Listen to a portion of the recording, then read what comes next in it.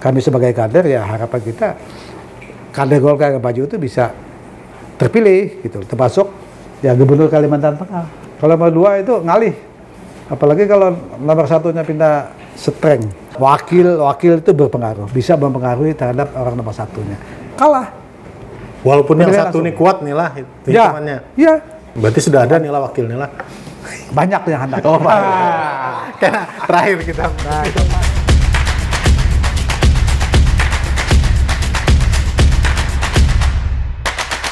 Insinyur Haji Abdul Rajak, Wakil Ketua DPRD Provinsi Kalimantan Tengah.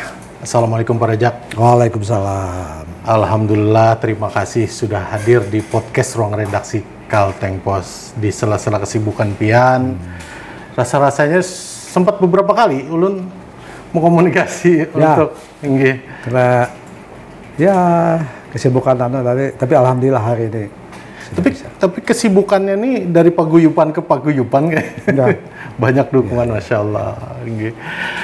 Menariknya begini, kalau kita ngomong Pak Rajak nih lah, rasa-rasanya sekalteng nih kerda yang kada pinandu dengan pionir, insya Allah. Dengan jam terbang, baik di secara birokrat, secara politik, Masya Allah luar biasa. Kesana kemari pian ini palah. Kalau secara birokratnya awalnya dulu di mana pian memulai Pak? Di Dinas Kehutanan Tenaga Honorer. Honorer sekitar 1 tahun 80. Tahun 80 masuk, lalu sekitar setahun setengah. Nggih.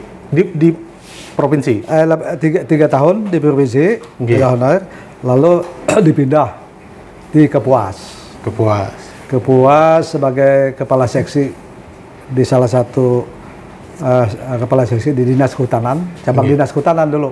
Oh, itu 2 tahun setengah, 2 tahun setengah. Setelah itu diminta lagi oleh Pak Jandam, kepala dinas, supaya menertibkan tebangan liar di Das Berito.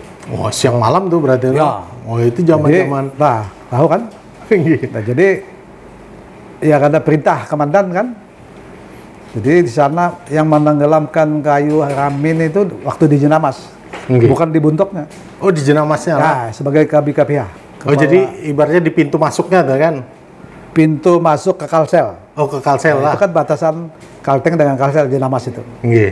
Itu bertugas sebagai kepala BKPH bagian ya, di bawah Cidika. Setahun. Itu siang malam. Jadi, siang malam menetipkan kayu-kayu, dulu kan kayu tebangan liar yang banyak di samping KPH. Jadi menenggelamkan kayu ramin itu di Jenamas. Sampai ke Purjauh sana, ini Jenamas main cencang kayu tenggelam. Setahun, itu siang malam di pos di Jenamas itu. Jadi interaksi dengan buan mafia kayu ini sudah tahu. Haji Leman tuh tahu itu. Soalnya ampun Haji Leman tuh pernah ditangkap juga. Ya, belum kenal sebelumnya. Sampai ke Purjauh, sampai ke MRTW. Nah setelah karena KA dan Ramil dengan Kapolsek aja tidak pernah kuajak, sudah macam ini kada bisa lagi kita. Kita amankan, mainkan, tenggelamkan aja. Belum pernah terjadi Pak. Kita mulai. Akhirnya memang. Dengan ditenggelamkan, ramin tinggal pelampungnya aja yang muncul. Berpikir orang membawa. Karena kita kan tahu ampun siapa, tangkap, tenggelamkan. Jadi naik speed dibawa siang-siang, bisa juga malam ke tengah, tenggelamkan. Nah di situ sudah mulai karena sampai ke Berito sana, wah karena kawah ini Jenamas main cancang.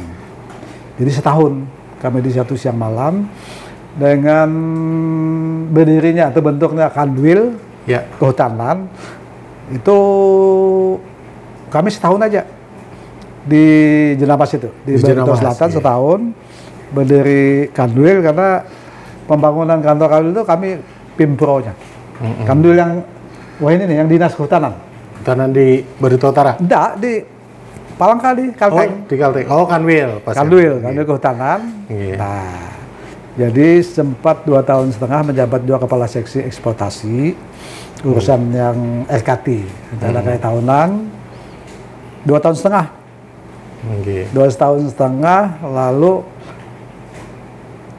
Sampit. diminta Pak Riwung waktu itu anunya Sumahadi ya kalau salah, Kandulnya. Asal Pak Sumahadi kada mau, jangan biar di sini, tapi Pak Riwung minta disampit kepala cabang dulu. Kadis lah, Ya, kepala dinas. kepala cabang dinas. Setelah itu ada perubahan kepala dinas atau tingkat 2. Jadi bertugas di Kotim itu selama 7 tahun. Duluan Pian apa Tuah Pau? Dulu Pak Tuah Pau. Oh, Pak Tuah Pau dulu Jadi lah. sebelumnya Pak Riwung dulu, lalu diganti Tuah Pau sekitar 4 tahun. Nah, aku menggantinya 7 tahun. Disampit lah. 7 tahun itu pergantian kepala cabang di Kalteng itu sudah 2-3 kali. Aku masih tetap. Paling lawas ya. Ya, nah akhirnya sudah 7 tahun. Ujar Pak Gubernur siapa dulu? Siapa Jang? Wasito. Narsito. Kesian dia. Tarik.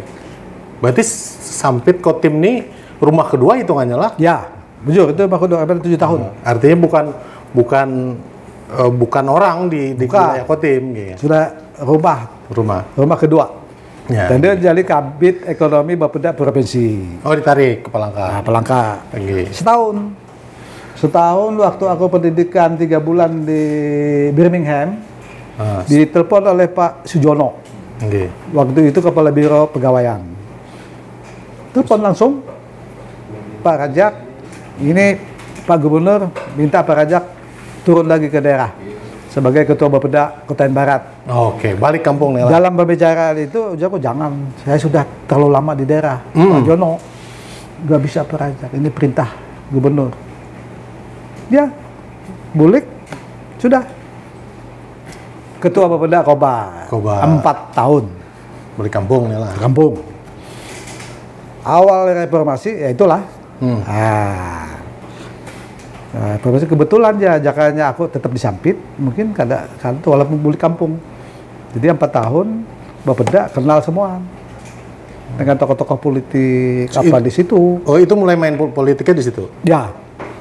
Sebetulnya mulai disampit itu sudah. Oh, disampit. Karena dulu pegawai boleh, dulu kan boleh. Oh iya, Golkar kan? Ya, Golkar ya. Yang penting di Golkar. Di Golkar semua. Ya. Asal jangan ada kisah di Panglambun dulu. Panglambun 4 tahun Kabit Ekonomi, lalu ada pemilihan secara langsung. Ya karena kita kenal dengan hampir semua partai itu mendukung aku. Menang telak gitu lah? Telak. Dari 30 kursi, 26 memilih aku. Berarti 4 dia milih yang lain. Satu yang kita atur supaya jangan kosong. Ada waktu itu dari fraksi TNI Polri. Dapat 3 kursi. Bekas Dandim. Jadi aku 26, bekas Dandim pas siapa? Itu 3, ada orang kita atur supaya bisa. Tahun 2000? 2000 sampai 2005. Tahun 2000. Jadi satu periode itu ya lihat aja lah segala bundaran besar jalan yang hendak ke kolam itu aku mencanakannya. Rintisannya lah. Ya. Nah, lalu dilanjutkan ke Lujang.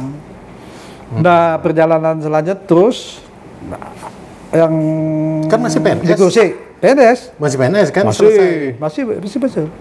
Jadi karena itu pemilihan di dewan. Ya. Setelah pemilihan secara langsung, aku maju lagi, didukung lagi. Cuma di sini pengalaman bahwa sampai Wahidi pun ngarannya wakil itu harus dipertimbangkan bujur-bujur.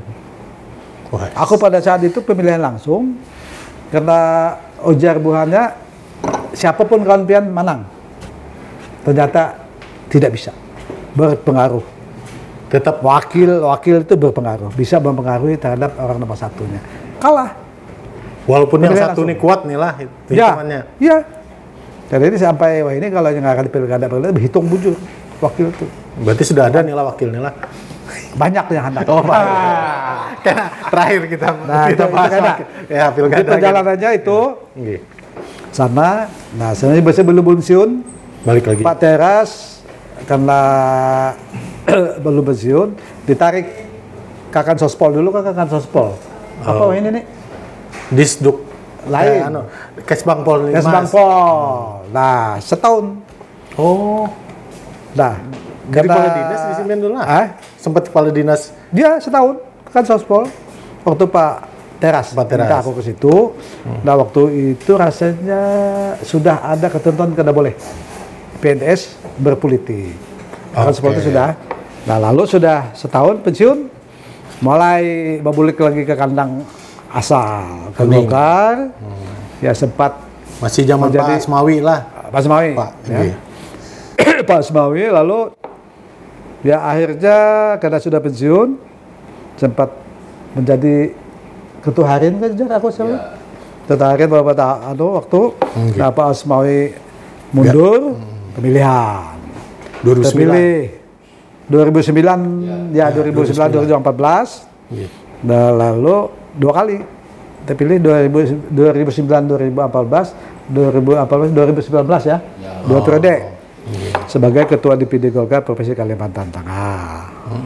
Nah, setelah itu memang kada boleh 3 kali. Otomatis. 2 kali di batasnya. Lalu ada pemilihan lagi Ruslan. Ya. Ruslan AS mengganti aku. Aku diminta sebagai ketua Dewan Pertimbangan. Jadi ketua DPD 2 periode, ketua Dewan Pertimbangan ini memasuki 2 periode. Jadi ini sampai ini. Dan di akhirnya kan dari pas Pian ketua harian tuh maju di DPRD provinsi Pian lah. Ya. Wakil ketua. Ya. Terpilih. 2009 2014 2009 2014 14 19 24 3 periode. Loh, nggak cuman 2 lah Pak? 2 Pak, 3. Nggak, maksudnya pada saat sudah 2 kali itu masih diminta lagi untuk? Ya, itu tidak ada aturan. Tidak sepanjang ada partai meminta boleh, itu kebijaksanaan partai. Anak 5 kali kah? Iya. Ya, jadi kami dengan sudah 3 kali untuk maju lagi mungkin dipilih orang lagi. Tapi sudah cukup. Lagu aja jangan sampai 3 kali. Lagu sudah 3 kali, 3 periode. Berarti untuk secara legislatifnya terakhir nih lah. Sudah. Terakhir. Untuk Alhamdulillah ini kada Bapak anak yang mengganti. Anak yang bungsu. Alhamdulillah. Siap. Dapil 3. Dapil 3 mungkin. Itu artinya kalau berkaitan dengan untuk posisi wakil ketua belum tahu. Wakil ketua apa? Belum. Itu karena lantik aja belum. Okay. Tapi subhanallah, kalau kita melihat perjalanan Pian di Golkar dan keberhasilan di Golkar sekarang nih, suka tidak suka untuk Golkar Kalteng ini kan kontribusi dari Pak Rajak sendiri luar biasa gitu kan. Di provinsi misalnya tadinya kalau kita 3 tahun terakhir kan dari 5 kursi 7 kursi sekarang 8. 212 suara, 212.643 suara. Memang tetap PDIP yang di atas kan 10 kursi gitu kan. Artinya tapi turun. PDIP kan turun. Iya. Artinya tapi Golkar naik kan. Dan signifikan, dan itu juga luar biasa. Meratanya ini hampir di Sekalteng. Malah se-Indonesia ada peningkatan. Sebagian besar Indonesia ada peningkatan. Walaupun tidak seluruhnya. Ya, suara Bang Muhtarudin pun sebagai DPR RI kan lonjakannya luar biasa Pak Rajak lah. Dari yang periode sebelumnya hanya sekitar 43.000 kalau nggak salah, sekarang hampir 100.000 kan, 90 berapa gitu kan. Belum bisa dapat 2. Belum bisa dapat 2. Tapi memang sempat menargetkan 2. Dia target kita. Tapi memang banyak bagiannya, jadi ya bagi-bagilah supaya rata. Artinya dengan 8 kursi ini modal nyata kan Golkar untuk ya kurang 1 kursi aja kan lagi kalau untuk maju kan istilahnya. Ada komunikasi di mana kan setelahnya ada Gerindra sama Demokrat 6 suara 6 kursi, kemudian Nasdem 5, kemudian PAN sama PKB 4. PKS sama Perindo yang 1-1 seperti itu. Berarti ulun saya nggak perlu nanya Pian maju apa kada kan, otomatis kan karena Rekom sudah dipegang. Surat tugas. Surat tugas. Rekom setempat lagi. Rekom setempat lagi. Ada dinamika masih Ada dinamika masih? Enggak. Jadi tadi bahwa alhamdulillah di Pileg 2024 ini kita ada naik 1. Oh, Masya Allah. Kalau PDIP turun 2 dari 12 jadi 10. Ya. Kita naik 1. Nah, alhamdulillah persyaratan untuk maju itu kan harus 9 kursi. Ya. Kita kurang 1, insya Allah. Kalau perlu saya sampaikan secara detail, insya Allah kemungkinan persyaratan itu terpenuhi. Mungkin juga lebih. Ya. Artinya komunikasi politik dengan koalisi ini sudah terjalin. Sudah jalan. Jadi pendaftaran oleh partai itu hanya Partai Demokrat yang aku akan mendaftar. Oke, yang kalau lain? dari lainnya mendaftar masuk PDIP, mendaftar. Oke. Nah, Demokrat tuh memang kada mendaftar tuh karena bosnya anak maju juga kan bapak aku mendaftar situ. Siapa bosnya? Bos Emen nggak?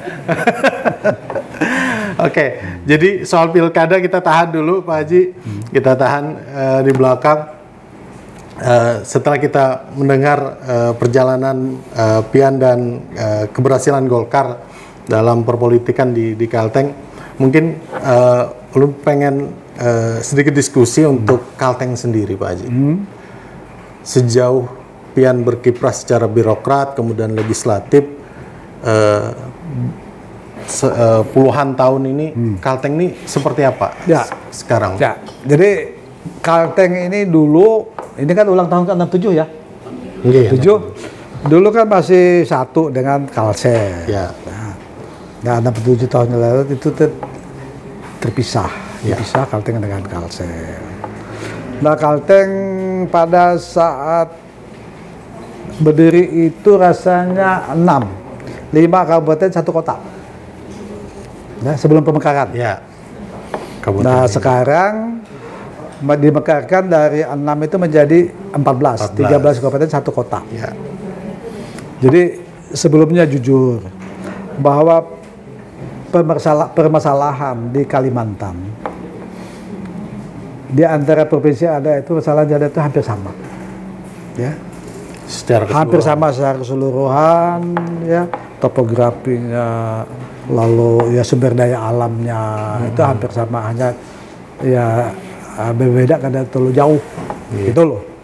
Nah, permasalahan yang dihadapi itu ya tidak jauh, hampir sama, itu menyangkut memang masih perlu penanganan infrastruktur secara umum, baik jalan, jembatan, drainase itu masih perlu pembangunan dilanjutkan.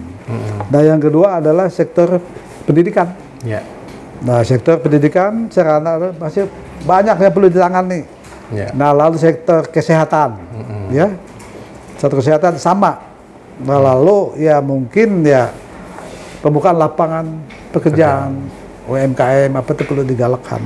Lalu ya dengan potensi yang ada, objek wisata kita itu banyak yang bisa diandalkan, dikembangkan menjadi tujuan wisata dari dalam negeri maupun mancanegara. Ya. Nah, hanya masalahnya memang ya karena keadaan masing-masing daerah itu tidak sama, tapi permasalahannya hampir sama yang dihadapi. Nah, tinggal kita namanya prinsip membangun itu bertahap dan berkelanjutan.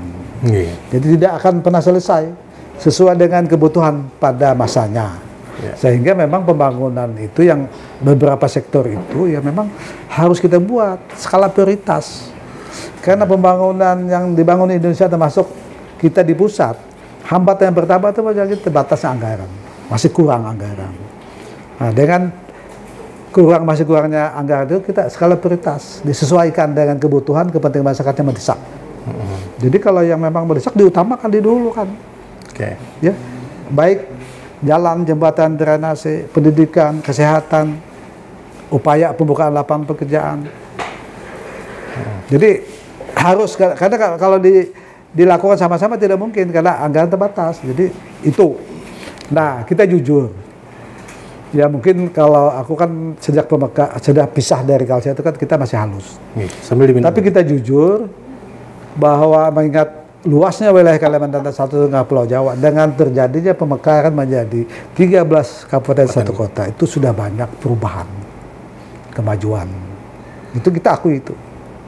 Karena pada saat pemekaran kabupaten, aku waktu itu bupati di Pangkalan Oh, dulu. jadi pada saat Kobar memecah Sukamara Lamandau, Kami bupati, kami 2 kali di Depdagri itu, apa istilahnya, menyampaikan paparan. 2 kali.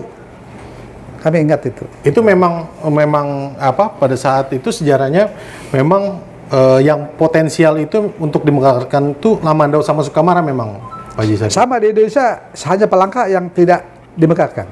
Oh. Kapuas Pulau dengan Pisau. Pulau Pisau. Ya. Ya, Berita Utara dengan Burung Raya. Burung Raya. Barsel dengan Batim. Oke. Kapuas itu selain Pulau Pisau berarti Gumas. Gumas. Oh, bagian dari pecahan Iya, Kapuas. Kotim dengan Seruyan, Katingan. Kobar, ya Katingan. Iya. Kobar, Induk, Kobar, Sukamara dengan Lamandau. Jadi selain kota aja, yang lain dimekarkan semua. Ada yang dimekarkan jadi 2, ada yang jadi 3. Nah, jujur kita lihat setelah terjadi pemekaran itu memang sudah banyak perubahan ke arah yang lebih baik. Yeah. Walaupun masih banyak yang harus perlu PR, ditangani. ya. Nah, karena dengan luas 1,5 kali Pulau Jawa, belum tentu. Jadi seorang pimpinan gubernur dalam hal ini kalau hanya 14 kabupaten kota, 1 tahun belum tentu aja bisa seluruhnya didatangi. Ya. Ada kemungkinan jauh-jauh kada sampat. Karena mengingat luasnya wilayah itu, gitu loh. Jadi span of control, ya istilahnya itu agak sulit mengingat dengan keterbatasan ya menyangkut hubungan. Itu kalau lebih dianukan jenjang pengawasan lebih mudah. Jadi memang lebih baik. Jadi sinergi bersama kepala daerah dalam hal ini kabupaten kota itu menjadi salah satu kunci untuk mengembangkan ini. Iya. Dibandingkan dulu yang masih 6 jauh. Ya, betul. Kita jujur, artinya kalau masih banyak yang harus diperbaiki itu wajar. Jadi perjalanan pembangunan Sulawesi ini sudah berjalan dengan baik, walaupun ya ada yang kurang-kurang harus diperbaiki. Ya. Yang artinya sudah baik kita pertahankan, kita jaga. Kalau secara SDM, sumber daya manusianya, Masih kurang. Masih Makanya itu memang artinya pembenahan menyangkut infrastruktur pendidikan kesehatan itu memang perlu ditambah. Saling mendukung untuk mewujudkan Karena SDM. kualitas menurut kita, kualitas sumber manusia itu dasarnya dari sektor pendidikan dan kesehatan. Untuk meningkatkan kualitas sumber manusia, faktor utama itu sektor pendidikan dan kesehatan. Ya. Mungkin untuk di wilayah perkotaan ini Ji sudah lebih dari cukup. Ya. Tapi bagaimana untuk wilayah-wilayah pelosok menurut? Makanya itu skala prioritas itu tadi pemerintah provinsi kalau di sana kurang ya lebih banyak. Ya. Lebih banyak program yang mengarah ke sana. Kalau sudah cukup ya bertahan dulu. Berarti nantinya itu ada mapping perencanaan, pemetaan terhadap di mana yang lebih prioritas gitu kan? Harus. Dan kita tidak boleh membeda-bedakan. Masyarakat Kalimantan Tengah satu. Ya. Itu kadang-kadang boleh. Oh, di sana kena aja. Tidak boleh. Karena itu kalau membangun itu hampir sama setiap daerah itu kada mungkin. Karena luasnya, kebutuhannya, masalahnya kada sama. Tapi permasalahannya hampir sama. Okay. Hampir sama. Jadi secara garis besar Kalteng ini sudah maju dan berkembang. Sudah. Tapi masih banyak PR. Ya. Dan ini menjadi salah satu tantangan bagi siapapun nantinya yang memimpin di Kalimantan Tengah ini. Jadi kunci itu jangan ada membeda-bedakan antara pembangunan itu harus merata. Merata dalam arti jangan sampai ada yang kadang-kadang tidak ada egosentris gitu. Kan boleh. Tapi persis sama itu tidak mungkin. Oke. Jadi ini PR siapapun jadi yang diamanahi nanti menjadi gubernur Kalimantan Tengah. Harus. Dan salah satu kandidat kuatnya ada di depan Ulun sekarang kan? Ya. Amin. Amin. Alhamdulillah. Jadi Ulun tidak bertanya lagi Pian maju apa tidak karena orang sudah tahu baliho Pian di mana-mana jelas Pian sudah akan maju gitu kan. Dan Pian sampaikan tadi bahwa surat tugas sudah ada, tinggal menunggu rekom. Ini hendak dilaksanakan survei Pak, karena bagi calon gubernur belum. Kalau bupati wali kota mungkin sudah mulai survei. Sudah. Gubernur memang hendak awal Juli ini. Itu menjadi untuk mengetahui tingkat elektabilitas khusus Kalteng, gubernurnya dari Golkar itu satu aja. Ini mencari elektabilitas bakalan wakil. Oke, berarti sudah dikunci untuk di Golkar sendiri, untuk di gubernurnya. Gubernurnya kan ada cadangan tuh MR Rijal. Oh. Kalau Balang. Siap aja Piana.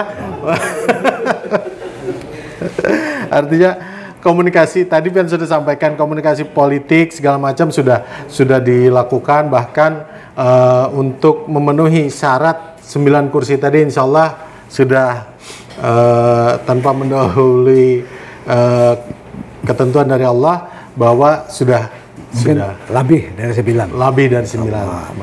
Artinya langkah-langkah politik ini bukan langkah yang baru 1-2 waktu ke belakang ini kan sudah panjang gitu kan. Nah, kalau kita berbicara tentang dukungan, kalau saya tadi istilah dari kawan-kawan redaksi tadi Pak Rajak, wah Pak Rajak nih alhamdulillah luar biasa, dukungannya senusantara dari paguyuban dari paguyuban A, paguyuban B, segala macam. Aceh sampai Papua. Wah, Aceh sampai Papua. Itu seperti apa? Kan ada masyarakat yang celetuk-celetukan Pak Rajak istilahnya. Oh, itu settingan gitu. Seperti apa tuh dukungan yang mengalir dari mereka? Jadi dukungan sebelum paguyuban yang 17 dari 23 yang ada di Kalteng ini. 17 dari 23 paguyuban yang hadir. Jadi sebetulnya itu mulai dukungan dari tokoh pemuda, tokoh masyarakat, ya. Kalau sudah setahun ini Kalteng Post juga sempat memberitakan kan. Iya. Nah, dan itu bukan aku yang menyuruh. Karena maaf aja, ada juga yang bergaya-gayaan, Pak, pian maju Pak, harus maju, memperbaiki Kalteng yang penilaian orang, ya, perlu diperbaiki. Jadi aku bergaya juga. Penduduk Kalteng itu kurang lebih 2.700.000 lebih. Ya. Kalau 100-200 yang muda dan berpengalaman itu ada. Kenapa? Maka tertumpuk ke aku seorang. Aku sampai bergaya. Apa jawaban buahnya? Yang menilai itu Pak kami. Ya. Ngalih kalau sambungannya, yang menilai itu Pak kami. Ya mungkin yang menilai kami Ujan itu ya mungkin dari pengalaman Selawas ini. Lalu mungkin hubungan dengan orang macam apa. Itu. Ya, itu menarik tuh Pak. Kalau kami dari media tuh melihat dari dukungan, apalagi tadi Pak Rajak menyebutkan 17 dari 23 paguyuban. Yang kami lihat adalah Pian tidak mengotak-ngotakkan, tidak membeda-bedakan. Artinya komunikasi pertemanan, persahabatan itu dengan itu memang dari dulu. Aku tuh memang kayak itu, mulai jadi pegawai itu tetap menghargai orang, ya berhubungan baik. Kalau bisa kita bisa membantu bagi yang memang kesulitan kita bantu. Itu berjalan sampai ini, ya.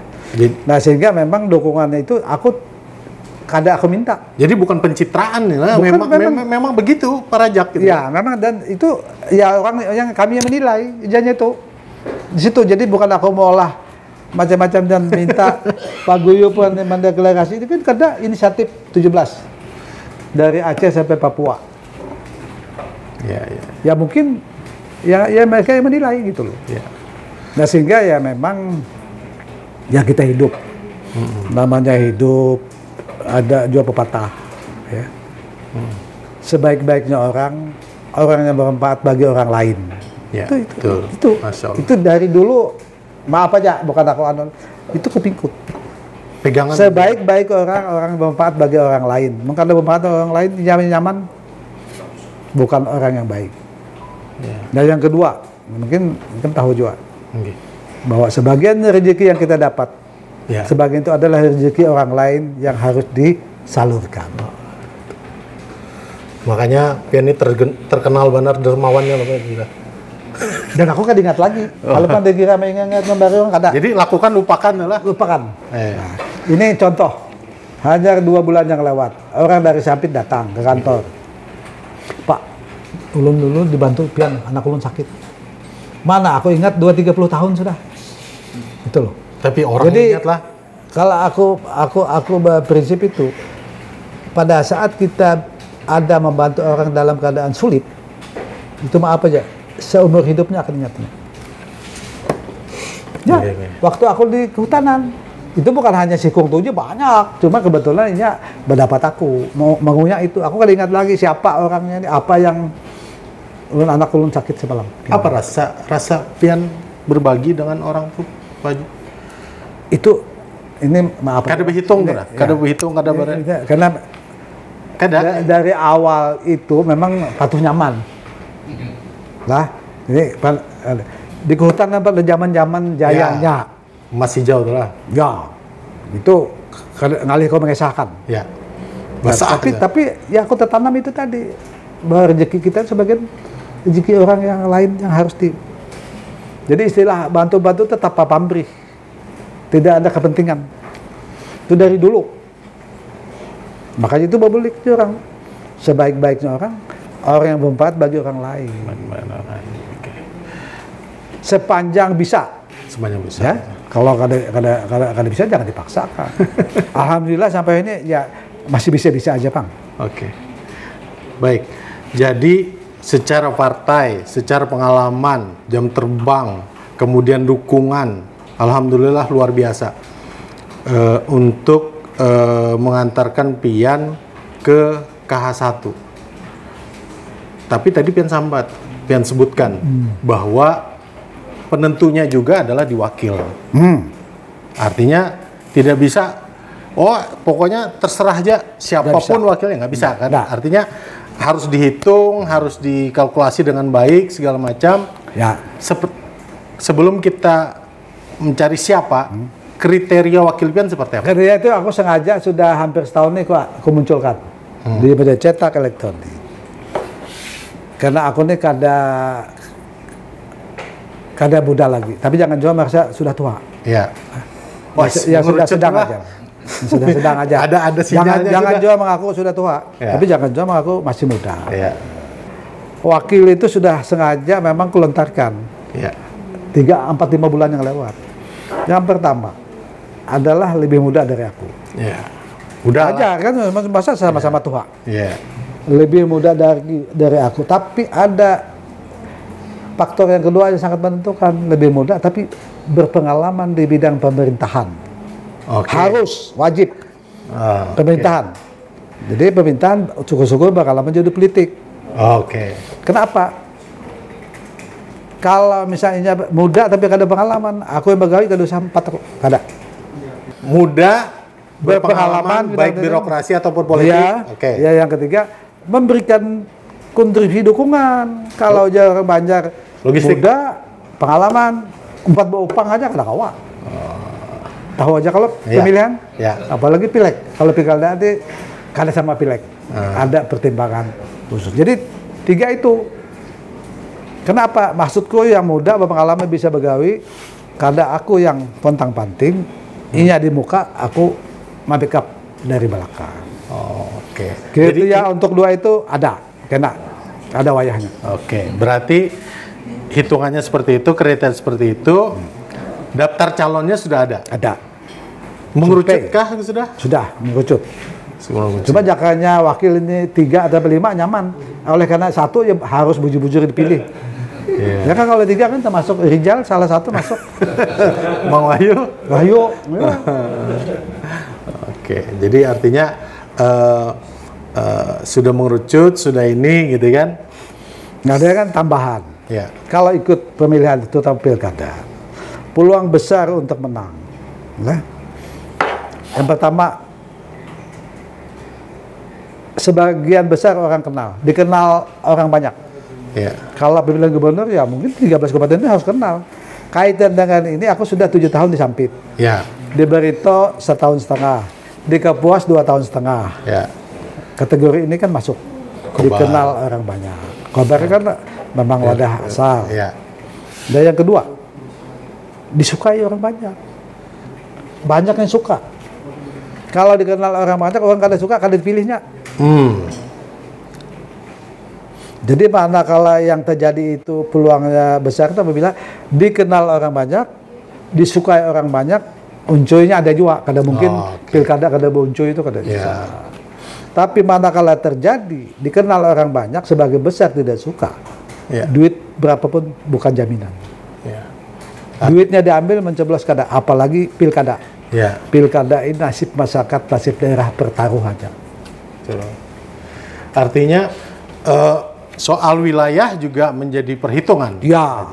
Wilayah. Harus. Tengah, utara, barat. Harus kalau bisa dari timur. Jangan dari barat kedua-duanya. Sudah masuk itu pertimbangan. Sudah semakin mengerucut gitu. Tapi kan bisa disambat ya. Oke, itu jadi biarkan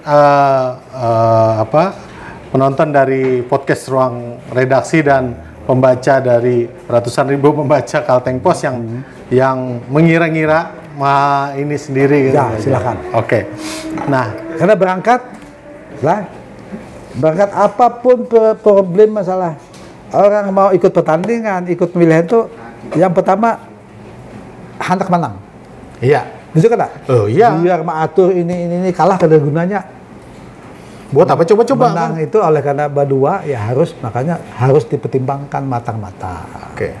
Nah, Pileg kemarin itu kan jadi salah satu role model Pak Haji. Bahwa bahkan kemarin itu kan rame sempat Bambang Pacul dari PDIP itu bahwa Pileg kemarin itu jadi role model di mana demokrasi kita ini sudah transaksional, luar biasa. 2024. Di mana di DPRD provinsi saja yang sebelumnya dapat kursi berapa periode banyak yang tumbang segala macam. Nah, kecuali aku, karena aku memang hendak kada maju. Siap. Melihat fenomena ini, kayak apa persiapan pian untuk pilkada itu tadi? Kalau Pileg seluruh Indonesia, bukan hanya Kalimantan Tengah, luar biasa. Ada perubahan memang 2024 ini. Kalau kasar itu kegilaan. Jadi itu kenapa? Kalau dulu, kenapa? Kira-kira? Mungkin biasalah perubahan zaman kan. Kalau dulu yang dipilih itu kan satu. Kalau dulu ada yang sampai 5-6 ikung tuh kami sudah ada anunya. Ini 10, 15 kan. Ambil semua. Diambil semua. Dipilih satu. Makanya banyak tongot. Limbah Pileg itu kalau aja membari itu 10, satu aja dipilih, 9 menghitung kasau aja Jadi memang luar biasa. Itu pengakuan bukan hanya di kita Kalimantan, seluruh Indonesia. Cuma itu tadi. Jangan disamakan pilkada dengan Pileg, akan mungkin adalah sedikit pengaruhnya. Pilkada itu tadi karena nasib daerah, nasib masyarakat pertaruhannya. Kalau Pileg itu siapa aja membari, orang dari mana kah? Matanya sebelah melihat, dipilihnya akan membari. Kalau ini ada pertimbangan. Jadi duit itu bukan segala-galanya kalau pilkada. Artinya rekam jejak dari si calon. Figur itu menentukan. Jadi kalau ada keinginan memperbaiki Kalteng ini, ternyata calon yang maju ini, kan yang menilai kan masyarakat. Berarti kada mau lagi yang sudah terjadi yang dianggap kurang, hendak yang lebih baik. Nah itu silakan masyarakat yang punya hak pilih. Terakhir Pak Haji, pesaing-pesaing pian kan banyak muncul, gitu kan, baik yang kuat-kuat ataupun yang calon-calon, kami menyebutnya calon alternatif, banyak juga seperti itu. Kalau pian sendiri melihat pesaing-pesaing pian ini seperti apa Pak Haji?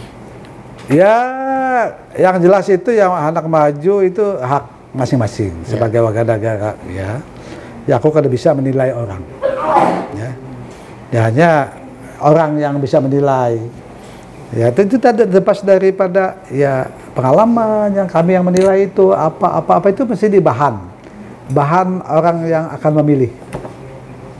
Nah kalau yang ini tapi aku kada bisa menilai kada baik Tapi yang jelas harapan kita di setiap pertemuan aku berpesan, kita pileg sudah berjalan dengan baik, sudah lancar, sudah terpilih, tinggal menunggu pelantikan, termasuk presiden dan wakil presiden. Alhamdulillah berjalan baik, termasuk di Kalimantan Tengah kondusif. Nah harapan kita di pilkada, iya bisa berjalan aman, tertib dan lancar. Kuncinya terpilih pemimpin yang bisa membawa perubahan lebih baik ke depan. Baik dia sebagai gubernur, bupati maupun wali kota. Siapa itu, Ji? Hah? Siapa itu? Masyarakat yang menilai. Oh, masyarakat yang menilai. Pak Haji, terakhir.